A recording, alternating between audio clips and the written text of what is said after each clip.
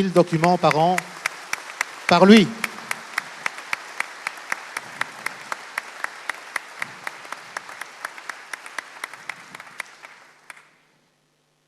Ah oui, je le mets tous les ans celui-là.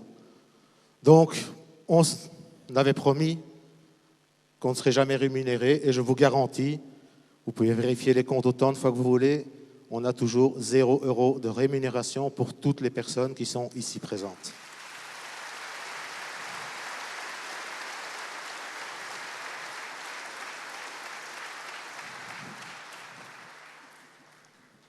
Mais nous avons aussi une vie de couple, pas toujours simple. Donc je me permets de remercier au nom de tout le comité, toutes nos épouses qui nous supportent. Et petit encart, je voudrais remercier aussi, entre autres, un ancien administrateur de TCVCV qui nous a beaucoup aidés lors de cette assemblée générale. Il doit être quelque part dans la salle. Daniel, je ne sais pas où tu es, mais merci beaucoup pour ton support cette année.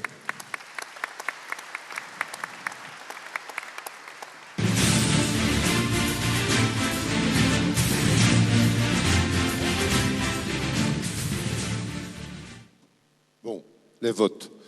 Déjà, vous avez vu qu'on est toujours les oui, même que l'an dernier, donc il n'y a pas eu de vote pour les nouveaux administrateurs, il n'y a pas de démission, il n'y a pas de non-éligible ou rééligible, c'était automatique jusqu'à l'année prochaine. Donc les seuls votes que nous avons eu cette année-ci, c'était la décharge au conseil d'administration, l'acceptation des comptes et la décharge aux vérificateurs aux comptes.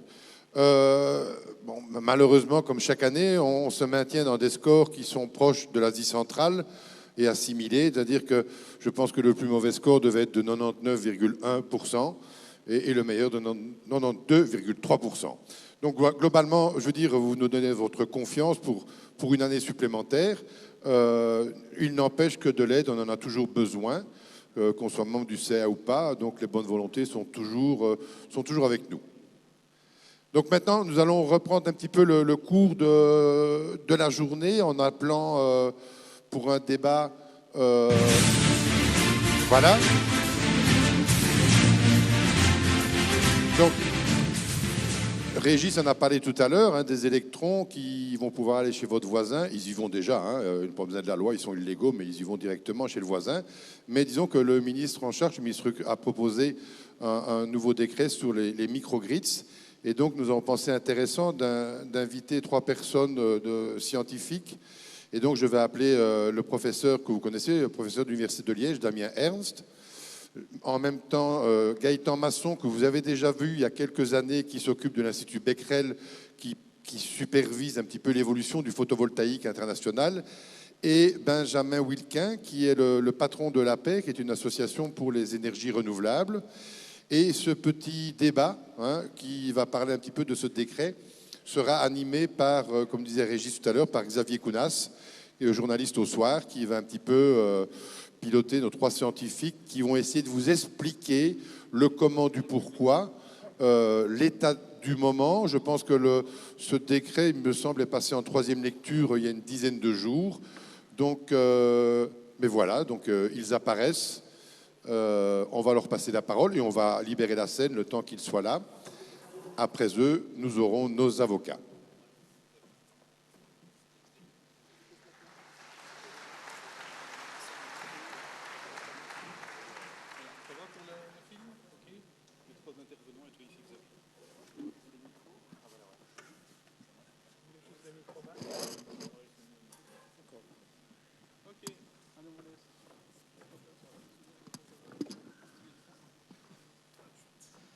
Bonjour à tous. Alors, la première partie du débat, le débat politique suivra après l'entracte. C'est un débat plutôt de vulgarisation sur un texte qui est en préparation. Il y a d'ailleurs pas mal d'incertitudes. Pour ceux qui ont suivi l'actualité de la semaine, l'Assemblée générale tombe d'ailleurs plutôt bien journalistiquement, étant donné qu'une députée wallonne est partie des rangs du MR. Le MR est donc en minorité au sein du Parlement. Et ce texte sur les micro-réseaux, l'autoconsommation collective, mais qui était déposé au Parlement et qui devait être voté. On ne sait toujours pas trop s'il va finir par l'être ou pas. Surprise, il reste quelques semaines pour voir ce qu'il adviendra. Mais sans trop parler du vote, intéressons-nous au contenu de ce texte sur l'autoconsommation, c'est pas simple à dire, collective. Et donc on a 3 personnes ici pour en parler, pour m'aider, pour essayer de comprendre. On va essayer de vous expliquer. Je vais peut-être commencer par Damien Ernst. Est-ce que, Damien, vous pouvez nous expliquer simplement ce texte, ce qui permettra de faire demain, qui n'est pas permis aujourd'hui, ce texte sur les micro-réseaux? C'est assez simple. Hein.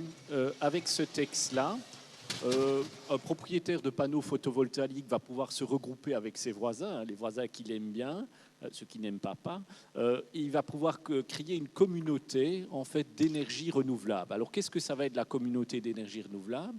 Ce sera la communauté à laquelle il va vendre le surplus d'électricité qu'il a, par exemple, avec ses panneaux photovoltaïques.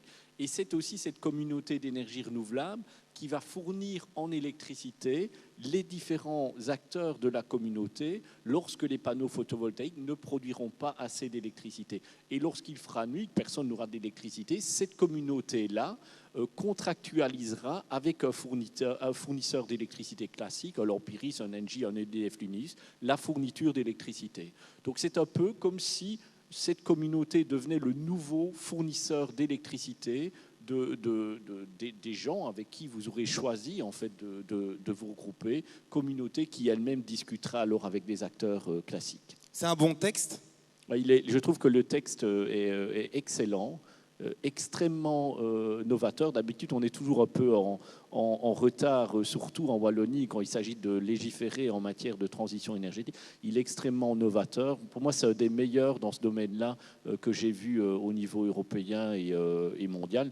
Mais bon, voilà, le contexte politique a changé. On sait bien ce qui se passe. Il ne sera peut-être jamais voté. Et honnêtement, ça me fend vraiment le cœur. Ouais.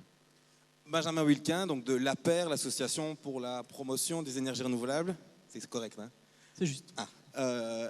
Qu'est-ce que vous en pensez de ce texte? Il va dans le bon sens et cette forme de partage d'électricité au sein d'une micro-communauté, c'est quelque chose dont on a besoin demain pour la transition énergétique dont on parle beaucoup? Oui, clairement, le texte va dans le bon sens. On ne peut qu'espérer que la prochaine législature embraye sur ce texte ou le remette à l'agenda s'il ne devait pas être avancé plus à court terme. Il y a encore pas mal de paramètres à définir pour qu'il soit extrêmement vertueux, puisqu'on peut aussi, à ce stade, partir dans tous les sens. Mais clairement, aujourd'hui, il y a 150 000 prosumers environ en région wallonne. Demain, il peut y en avoir 1 500 000. Et ce qui est intéressant avec ce texte, c'est qu'il permet à des gens qui ont de l'argent et des toitures de mettre du photovoltaïque, mais il permet à des gens qui ont des toitures et pas d'argent, des gens qui ont de l'argent et pas de toiture, ou des gens qui n'ont ni l'un ni l'autre, de rejoindre une communauté d'énergie renouvelable, et donc finalement de grossir le volet des pionniers qu'on a ici, et donc de permettre de l'énergie renouvelable moins chère pour tous demain. C'est tout à fait possible en mettant les bons paramètres sur le texte qui est sur la table aujourd'hui, donc en prolongeant ce texte, mais il y a du boulot pour s'assurer que ça puisse arriver. C'est pas une façon de réconcilier aussi les personnes avec panneaux de celles qui n'en ont pas, d'essayer d'un moment avoir des intérêts convergents dans une communauté? Tout à fait, et pour reprendre ce que Damien dirait, je pense que des gens qui éventuellement ne vous aiment pas avec vos panneaux pourraient demain beaucoup vous aimer parce qu'en fait vous pouvez leur permettre d'accéder à du renouvelable moins cher et donc finalement se réconcilier au sein de quartiers. Et autre cas de figure, par exemple, des immeubles, comme dans beaucoup de villes où on a plusieurs propriétaires, où on peut difficilement aujourd'hui utiliser le toit pour mettre des panneaux, ça ne permet pas de régler ce genre de situation, peut-être aussi, et d'imaginer un partage entre appartements, par exemple.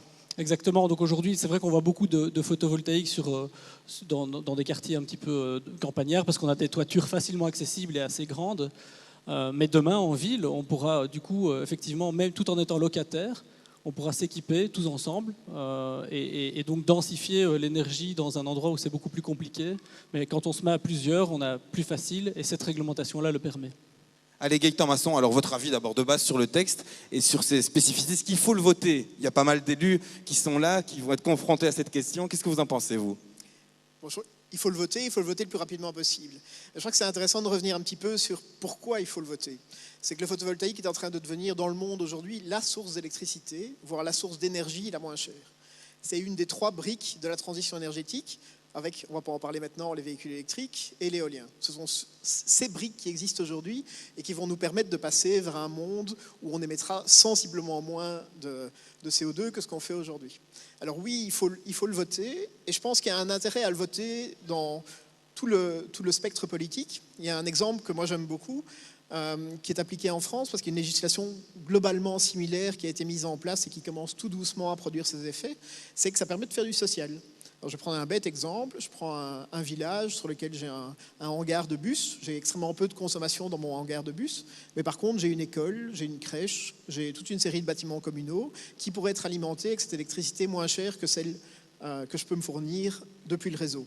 Et je crois qu'il y a un véritable intérêt à avoir cette première brique en votant le texte et puis en continuant à le développer de manière intelligente. Et comme ça a été dit avant, on ne sera pas les premiers dans le monde. Il y a 3 ou 4 pays qui ont lancé des expérimentations sur le sujet, dont la France, les Pays-Bas, on en trouve en Australie, en Californie, au Mexique, etc. Mais je crois qu'il y a moyen de faire quelque chose de très intéressant et pour une fois d'être pionnier, puisque l'image qu'on donne de la filière depuis 5 ou 6 ans, c'est plutôt une image punitive plutôt que l'image d'une filière qui pourrait porter véritablement la transition énergétique. On est sûr que ce sera moins cher de fonctionner comme ça en micro-réseau? On échappe à quoi alors en termes de frais actuels aujourd'hui? Alors, la question du moins cher, c'est déjà la question à laquelle l'électricité peut être produite à un certain moment.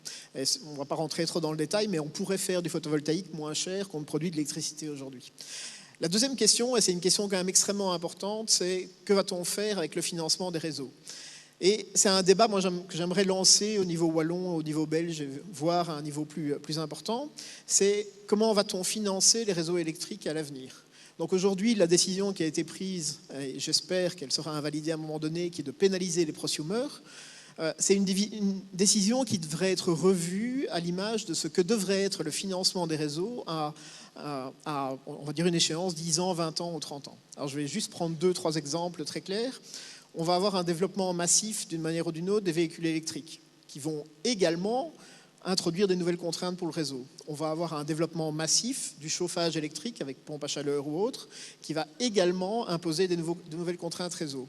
Donc, est-ce qu'on est obligé de mettre en place aujourd'hui une législation qui pénalise les seuls prosumers PV, alors que l'objectif à terme, qui est de repenser complètement le système électrique, va imposer à un moment donné de revoir complètement la manière dont les réseaux électriques sont financés? Moi, je voudrais lancer le débat aujourd'hui et je crois que c'est extrêmement important de ne pas s'enfermer dans une législation aujourd'hui qui serait relativement punitive pour les prosumers existants et qui pourrait avoir un certain nombre d'effets pervers dans les années à venir pour la transition énergétique. Damien Ernst, là-dessus, pour bien comprendre et vous expliquer, le réseau en tant que tel, l'actuel réseau de distribution, reste utilisé dans ces micro-réseaux. C'est-à-dire qu'on ne construit pas un réseau parallèle à côté du réseau existant, mais qu'on l'utilise pour transiter l'électricité avec une espèce de communauté virtuelle qui s'organise sur un réseau existant. La question qui va se poser à un moment ou l'autre, c'est évidemment de savoir comment on paye les frais de ce réseau. Est-ce qu'il faut continuer à les payer comme aujourd'hui, c'est-à-dire à peu près au prorata de sa consommation, ou est-ce qu'il faut imaginer demain un nouveau système qui bouleverse complètement la tarification du réseau pour rendre possible ces évolutions? Il faut être clair avec les gens, hein. Il ne faut pas mentir aux gens, parce que sinon ça crée des gens mécontents, des gens qui, comme ici dans l'Assemblée, sont en colère par rapport à des promesses qui ne sont pas tenues, hein. Donc, par rapport aux frais des réseaux, des certificats verts, quelqu'un qui a des panneaux photovoltaïques ne les paye pas. Mais c'est une promesse, une sorte de promesse implicite qui lui était faite dès le début.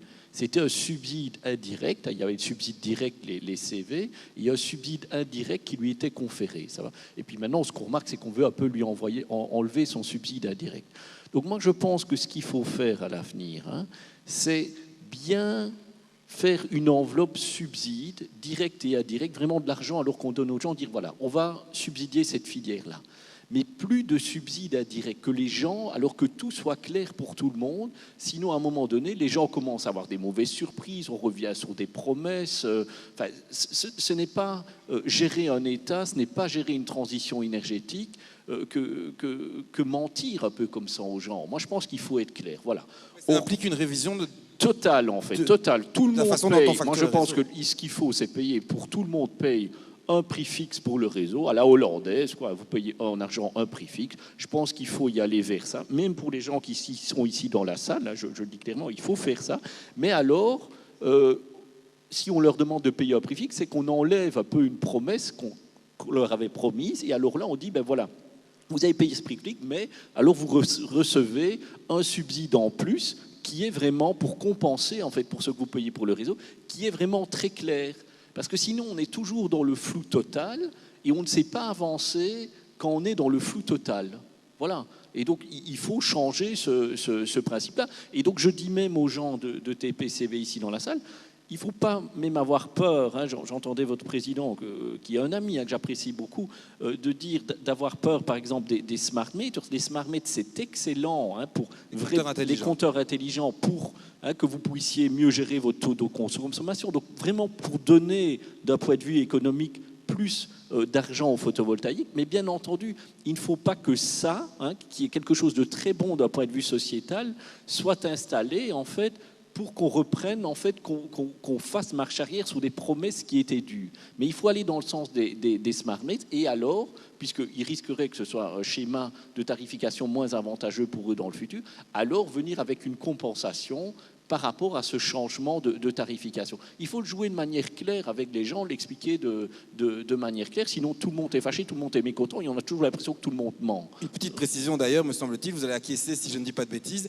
les compteurs intelligents sont par nature nécessaires à l'application du décret dont on parle. Si on veut demain faire une micro-communauté ou une communauté tout court, partager le renouvelable et la refacturer... Quand vous connaissez bien la manière dont les systèmes électriques fonctionnent, pour moi, ça n'a pas de sens en fait, d'appliquer en fait, ce décret d'autoconsommation lorsque vous n'avez pas de compteur intelligent. Donc je dis, même à l'Assemblée ici, allez vers le progrès, mais attention, aller vers le progrès, ça ne veut pas dire vous faire spolier. Donc, OK, on fait un changement en termes de tarification des réseaux, un changement en termes de compteurs, mais attention, il faut des compensations. Parce que la peur ici, peut-être que ce que le TPCV ne dit pas, c'est que la peur qu'ils ont, c'est que ce changement vers les compteurs intelligents soit en fait une manière pour l'État pour revenir sur des promesses passées. De faire payer plus cher. Voilà. Et ça, il ne faut pas faire. Dans le sens inverse, Gaëtan Masson, est-ce que si j'ai des panneaux photovoltaïques aujourd'hui sur mon toit, et que je vois ce décret, imaginons qu'il soit voté prochainement, je devrais choisir, parce qu'on ne pourra pas à la fois faire partie d'une micro-communauté et garder le compteur qui tourne à l'envers, c'est l'un ou l'autre. Il faut choisir un des deux principes. C'est ce que dit en tout cas le texte du décret actuel en troisième lecture. Est-ce qu'on a intérêt, quand on a aujourd'hui, tous les gens qui sont ici, qui en ont déjà des panneaux, à switcher et à passer dans un nouveau modèle où on pourrait partager avec ses voisins ou avec la crèche d'à côté son électricité, ou est-ce que j'ai tout intérêt à garder le régime actuel, sous-entendu, si on ne touche pas à la tarification comme elle est aujourd'hui? Voilà. N'ayant pas de mandat politique, je peux dire ce que je veux. C'est quand même quelque chose. Je trouve qu'il ne faut pas toucher aux installations existantes. C'est une question de principe, une question de confiance pour le développement de la transition énergétique dans les années à venir. On peut trouver toute une série de raisons pour revenir sur le système existant. Je trouve que par principe, on ne devrait même pas y toucher. Maintenant, je vais quand même...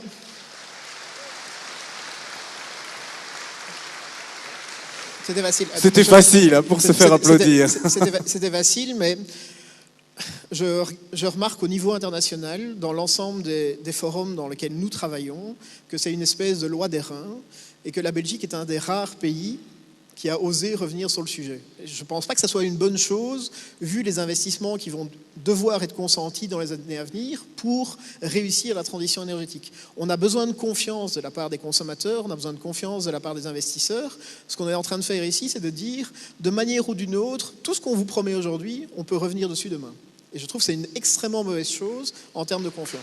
Je pense que c'était pas la question. Non, mais je reviens dessus. Je pense que c'était pas la question de ce qu'il a posé, parce que c'est un peu démagogue comme ça. Moi, ce que je disais, bien entendu, qu'il faut qu'il y ait des smart meters chez les gens, des changements de tarification, parce que d'un point de vue système électrique, ces communautés énergétiques, elles ont beaucoup de valeur. C'est une manière de mieux valoriser le PV. Donc, bien entendu qu'il faut un changement de système, mais ce changement de système doit s'accompagner de mesures peut-être de compensation chez les gens, parce qu'ils seront avec ce niveau système intrinsèquement, ils ne bénéficieront plus d'un subside un peu caché. Mais il faut aller vers ce mouvement-là et alors récompenser par un subside direct. Ça, c'est le bon choix d'un point de vue transition énergétique. Sinon, c'est de la démagogie. Et alors, on va arriver vers des systèmes électriques qui, d'un point de vue sociétal, coûtent beaucoup trop cher à la collectivité. Juste pour C'est du revenir gaspillage à la question d'argent. initiale, et puis Voilà. on passe à Benjamin Wilquin, vraiment, pour que les gens comprennent, parce que je pense que c'est une question qui va se poser. Est-ce qu'on a intérêt à changer le système actuel, donc à renoncer à son modèle du compteur qui tourne à l'envers, voire partiellement à l'envers s'il y a ce nouveau tarif demain, pour entrer dans une communauté énergie ou pas? Ce que vous dites, c'est que tous ceux qui l'ont déjà fait aujourd'hui, on ne doit pas y toucher, et la communauté, ce sera pour les prochains, ceux qui vont installer des panneaux. C'est ça que vous dites, ou je Exactement. comprends mal? Alors, maintenant, ça c'est l'autre élément. C'est pour toutes les nouvelles installations, c'est quelque chose d'extrêmement important, parce que c'est ça qui va permettre d'amener de la flexibilité au système. Alors, il y a deux éléments. Il y a aussi un élément sur lequel je ne suis pas d'accord avec toi, c'est sur les tarifs fixes. Je pense qu'il faut laisser la possibilité justement d'avoir des tarifs variables au niveau non seulement du prix de l'électricité, donc le prix de l'énergie, mais également des réseaux, de telle manière à ce qu'on puisse favoriser l'utilisation du réseau à certains moments ou à d'autres. Et effectivement, c'est ce que les compteurs intelligents vont permettre de faire à un moment donné.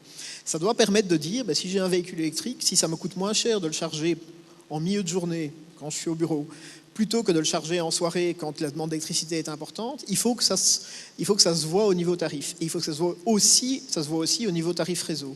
Et donc je pense qu'il est vraiment important d'avoir cette flexibilité. Cette flexibilité entraînera aussi pour le consommateur des possibilités d'optimiser sa facture d'électricité. Et c'est ça qui permettra à terme d'avoir une vision plus intelligente du système électrique. Et donc c'est pour ça, sur ce qui existe aujourd'hui, je pense que simplement pour une raison d'équité et de confiance, on ne doit pas changer les choses. Par contre, sur tout ce qui se fait à partir de maintenant, comme Benjamin Wilquin disait, on a un potentiel pour plus d'1 500 000 prosumers en Wallonie. Pour tout ce qui se fait à partir de maintenant, on doit aller dans cette direction plus intelligente. Benjamin Wilquin, là-dessus justement, est-ce que les gens qui sont ici dans la salle ont intérêt, si le décret est voté en l'état, à jouer le jeu de ces communautés renouvelables, de partage d'électricité, ou est-ce que ils ne sont pas le public cible? En l'état, non, parce que le décret ne va pas assez loin dans le détail pour connaître l'intérêt réel. Par contre, je crois que ce qui est nécessaire, c'est de leur laisser la possibilité de le faire s'ils le souhaitent demain, de ne pas les obliger, mais de leur laisser la possibilité d'y revenir, parce que clairement, c'est une plus-value, et peut-être qu'ils vont du coup mieux interagir avec leurs voisins. Ça permettra d'avoir de l'énergie moins chère, puisqu'on a tout un tas d'installations qui ont déjà eu un amortissement, ou en tout ou en grande partie, et donc ils peuvent permettre à leurs voisins d'avoir de l'énergie moins chère. Dans ce schéma-là, pour parler du compteur communicant, moi, je ne vois pas comment on peut faire autrement. Si quelqu'un a une idée, qu'il l'explique, mais je ne vois pas comment on peut faire autrement que de compter, tiens, combien j'ai pu donner, qui a pris combien, et les bons comptes font les bons amis. Donc le compteur intelligent est un outil qui permet ce genre d'échange et ce genre vraiment de partage locaux et de plus-value environnementale et économique. Donc je crois qu'on doit voir le compteur communicant dans cet esprit-là comme un moyen d'interagir, d'échanger, et pas comme une obligation d'un outil à avoir, d'un objet à avoir dont on se demande à quoi il sert. Ici, c'est vraiment quelque chose qui permet de... Et à ce moment-là, on peut commencer à avoir éventuellement des prix moins chers de l'énergie, éventuellement. Tout ça doit être aussi passé par des lois, parce qu'on peut dire, mais écoutez, regardez, tout ça, on l'a produit localement, on se l'est partagé localement, donc on a fait le boulot de la production, et on a fait quelque part le boulot de la gestion locale de l'énergie. Ça veut dire qu'à ce moment-là, le boulot de gestion doit être moins fait en certaines quantités. Et finalement, on n'a pas dû amener de l'énergie de très loin. Et donc, il y a toute une partie de frais aujourd'hui qui existent dans le réseau électrique qu'on peut ne plus payer, puisque ensemble, on les prend en charge. Peut-être qu'on ne doit plus payer Elia, parce qu'en fait, on a sur cette partie-là de l'énergie, puisqu'elle est locale. Et donc, du coup, on pourrait, donc ça doit se décider, mais on pourrait clairement avoir de l'énergie renouvelable locale moins chère. Mais évidemment, on doit travailler ensemble pour ça. Et donc, ceux qui veulent rester, je dirais, seuls comme aujourd'hui, puisqu'aujourd'hui cette collectivité n'est pas possible, devraient pouvoir avoir le choix. Mon sentiment, c'est que si on offre la possibilité d'aller ensemble, on a intérêt à se mettre ensemble. Je reprends l'étude qui a été assez bien commentée ces dernières semaines de l'ULG sur les prosumers. Ce qu'on n'a pas mis en évidence pour moi dans cette étude, c'est que, alors que c'était spécifiquement écrit, c'est que 40% des prosumers font l'exercice d'essayer de consommer au moment où ils produisent, pour ce qu'ils peuvent, alors qu'ils n'ont rien à gagner. Donc ça veut dire qu'on se rend compte quand même que quand on engage des gens quand les gens plutôt s'engagent dans une dynamique de ce type-là, ben, il y a quand même presque la moitié des gens qui vont plus loin que ce qu'on leur propose. Alors évidemment, il y en a, enfin voilà. Et donc je pense qu'en leur proposant quelque chose de positif, on a un potentiel à ce que les gens y aillent. Allez, le chrono est écoulé, m'a-t-on glissé dans l'oreille, donc merci à tous les trois pour le débat. Et puis je repasse la parole à Michel, voilà. Merci Xavier, merci Damien, merci Gaëtan, merci Benjamin. Et puis je reviens à quelque chose que Gaëtan a soulevé sur le coût du réseau pour demain. Bon, j'ai peut-être fait la bêtise de passer tout l'éclairage de ma maison en LED. Du coup, je regarde mon compteur, il monte beaucoup moins qu'avant. Donc je me dis, le fournisseur va prévenir le GRD qu'il aura moins vendu